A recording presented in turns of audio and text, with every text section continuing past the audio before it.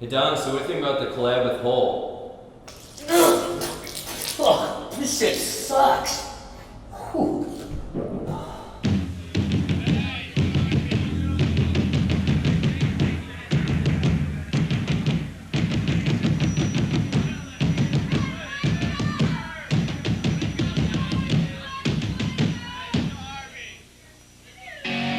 Find me a fucking beer.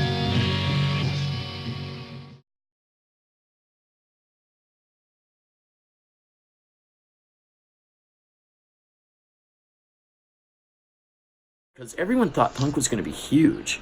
I mean, it was, but it didn't happen right then.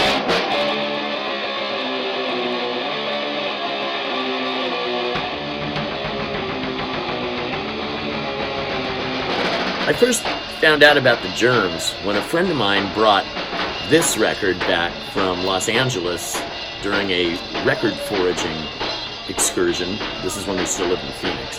It's the Forming 7-inch. Side A is Forming and side B is Germs Live, which is actually a song called Sex Boy. I just thought that record was either the best or the worst thing I had ever heard in my life. And it was just crazy. It didn't sound like any punk that existed at the time. It just sounded like weird.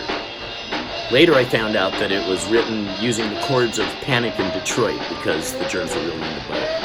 But the other side was even more impressive to me and sounded like what maybe someone would associate more with like Throbbing Gristle or something. Oh, it was just nuts. It was really one of the most insane things ever put on a record. I found out that the Germs were having trouble finding an actual drummer that would be in their band. I called up Pat, and I called up Darby, and I told him, hey, I'm a drummer, even though I just started playing 2 weeks before, because I had to join this band that was the other punk band in Phoenix that I wasn't in, and they didn't need a bass player, a guitar player, or a singer, which are the three things I could do. So I told Pat, yeah, I'm a drummer, and I'm going to come and join your band. She says, I heard you're having a problem getting a drummer. And he's like, yeah, okay, that's great. That was insane. And I'm like, okay, well, I'm going to come and join your band. I'll see you soon. And I drove to Los Angeles in my car. I got a drum set for $100 that I never paid the guy for, that he had found in his backyard that was sitting there in the rain. And I threw that in my car, and I bought some cymbals on the way out, and we went to LA, and we went straight to the Mask benefit. It was February '78, and the Germs were playing, and a lot of other bands too. Screamers, every band in LA was playing at this Mask benefit. It was at the Elks Lodge. I was accosted in the elevator by guys from the other band. You've got to join our band. They knew, for some reason, by the way, that I was the guy that was coming out from Phoenix to play drums for the Germs, because the Germs, like I said, had the biggest mouths in Los Angeles. Everyone knew everything if the Germs knew anything about it. So, I was accosted in the elevator by these guys, and they were saying, oh, we've got label interest, we've got management, the Germs are terrible, they're shit. You don't want to be in that band. It's terrible. No, but they're never going to get signed, you know. And I was like, no, dude, I'm sure you're right, but I don't care. I like the Germs. I drove here from Phoenix, Arizona to join the fucking Germs because I want to join the Germs, not because I want to get signed or some bullshit. So, whatever. You know, I ended up friends with those people, but man, that was really annoying. Anyway, so I joined the band. They auditioned me later. It was like a month and a half later. They finally got around to all showing up at the Mask. It was like a month, maybe a month later after I moved here. The Mask was where it was at, and that was where I auditioned for the Germs. And it was in a formerly boys' restroom. I guess it still was officially the restroom, but it didn't really work anymore. And I set up my shitty drum set in like about 2.5 inches of liquid, which was very questionable. Anyway, I'm banging around on the drums and this fucking urine. Pat's like, could you play like a song? And I was like, oh, a song. Yeah, I could. And I learned how to play the Weirdos' Life of Crime. So I played Life of Crime, you know, and they went outside the restroom and were deliberating. And then Darby comes back in and goes, okay, you're a Germ. And there I was.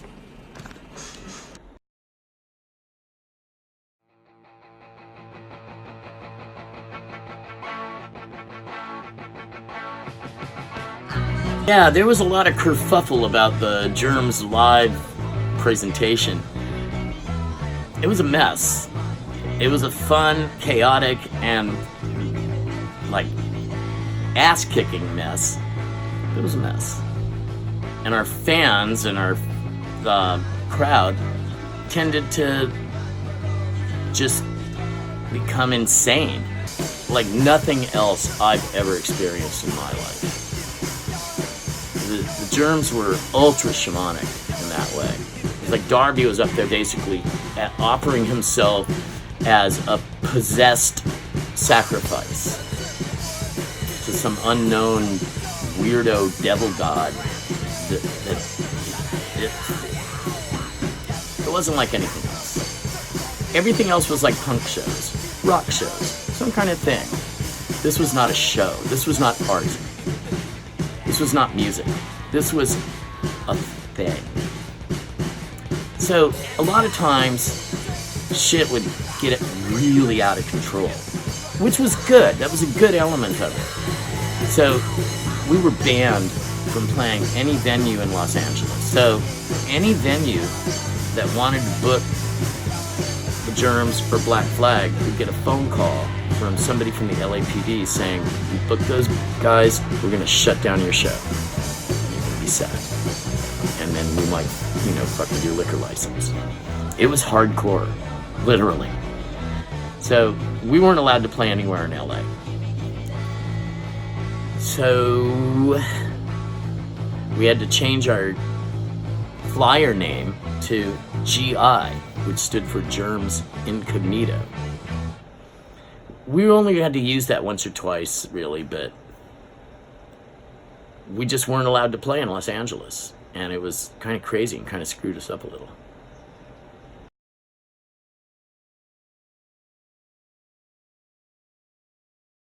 Ooh.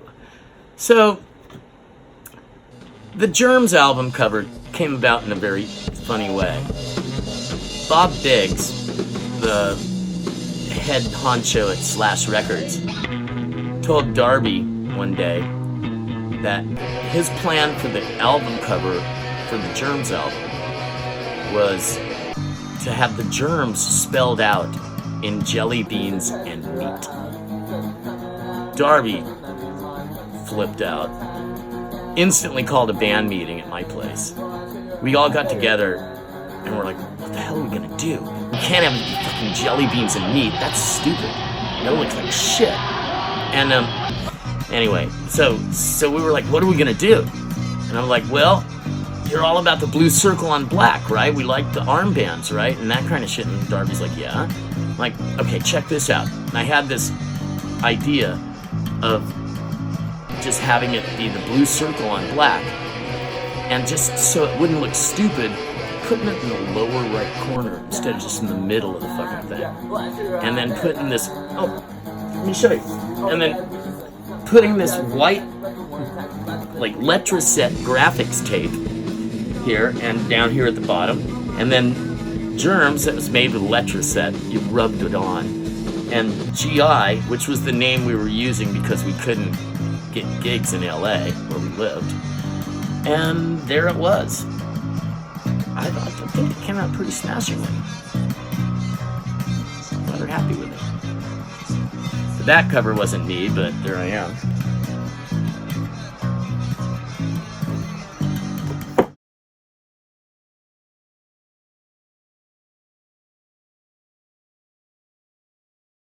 I got it. Our scene was inclusive because of necessity.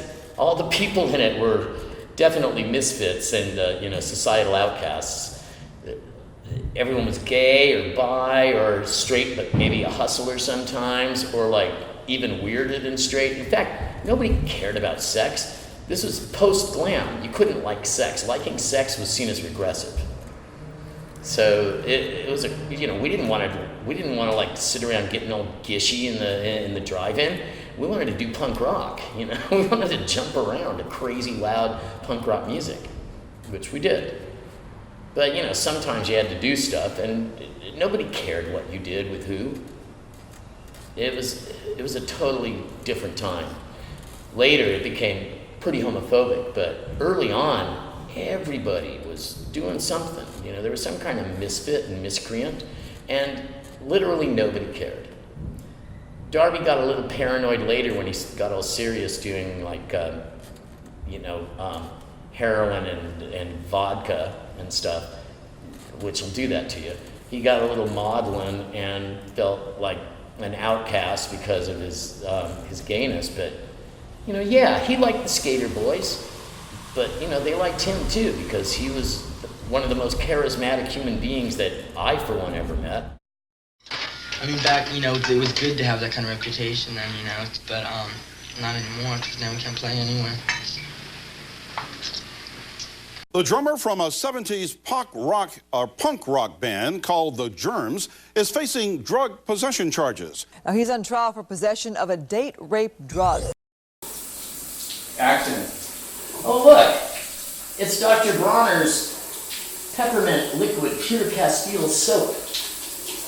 Police say the drug was contained in a bottle of soap called Dr. Bronner. The Germs have been rocking for years, but last week, drummer Bolles took a time out, courtesy the Newport Beach Police. I was driving my newly sober girlfriend from her rehab to an AA meeting in my old Dodge van. I think it's a case of driving while weird. They pulled me over for a broken taillight or some bullshit. The van was searched, the soap was found, it was allegedly tested, it was said to be GHB, I was arrested. And then they did a drug test on my Dr. Bronner's soap they found in my overnight bag and said it was GHB. So was it soap or was it the date rape drug GHB? Which I never even seen that stuff. I never even seen the band called that. So the police said this was full of drugs. We asked the soap maker himself. Will this soap get you high? Absolutely not. But I ended up going to jail, and I was facing 20 to life for Dr. Bronner's soap. Why would someone put drugs in soap? You can't drink soap. After my MySpace friends made my bail for me, they stepped up and got me an expensive lawyer. This is totally absurd. The president of the company that makes the soap and is paying for Bolles' defense says the product contains only organic ingredients, including olive oil and hemp oil. It was the most popular story on Yahoo News for a week and a half because people were like, what? My mom drives around with that stuff. So we paid Don's bail, got him a lawyer, and ordered the drug test kits that the cops said they used. We figured that the crime lab's testing, which is much more rigorous than these kind of notoriously unreliable field test kits, was going to exonerate Don. Those drug tests were proven to be totally bogus. We did some testing and found out that not just our soap, but all soaps in the world will make a false positive, as will a fair number of deodorants. It's completely insane. Yesterday, the Orange County DA agreed. Their crime lab tested the soap. The results, GBL and GHB were not detected. All charges dropped. Yep, it's a case of soap taking on germ. All the while, no. It could have been me. It could have been anybody.